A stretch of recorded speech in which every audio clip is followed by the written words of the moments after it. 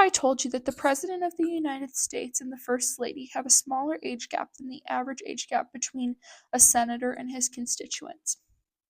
Well, if you believe me, then you might be part of the 87% of Americans that the Pew Research Center reports believe in congressional term limits. Here are some more reasons that you might be one of those people. First, complacency. Term limits restore commitment not to the party and not to the donors, but to the American people and the strength of our republic. Second, guaranteed turnover. When seats open, power structures weaken, and socialistic corruption is all but eliminated. PACs and super PACs lose their long-term investments in Congress, and special interest groups lose their chokeholds on the American people. And then there's representation. The 119th Congress is drastically older than the country it represents. Compared to the American public, the median age is 19 years older in the House of Representatives and 25 years older in the Senate than it is for the American public. This is according to congressional data in the United States Census Bureau, and this matters. Generational differences like this shape priorities on everything from education reform to property rights. Now, here's where it gets interesting. If you ask your favorite politicians on both ends of the spectrum, they're willfully against this.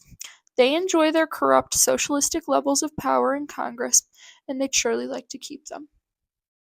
For example, on the left, in a 2019 CNN interview, the outspoken anti-term limit senator out of Massachusetts, Elizabeth Warren, acknowledged the fundraising advantages that come with incumbency, and it's not just the one example.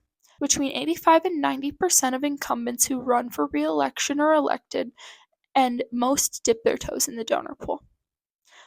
On the right, House Majority Leader Steve Scalise is currently serving his 10th term.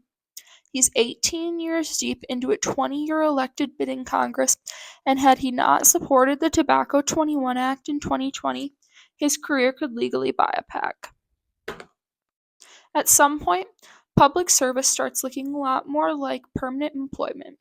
The United States Congress is meant to serve the American people and defend the Constitution.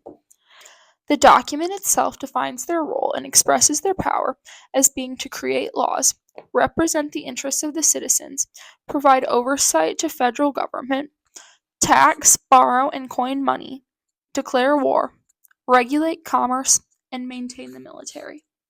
So, why per se is Congress more interested in re-election than representation? Why is incumbency stronger than accountability? And when will we be free?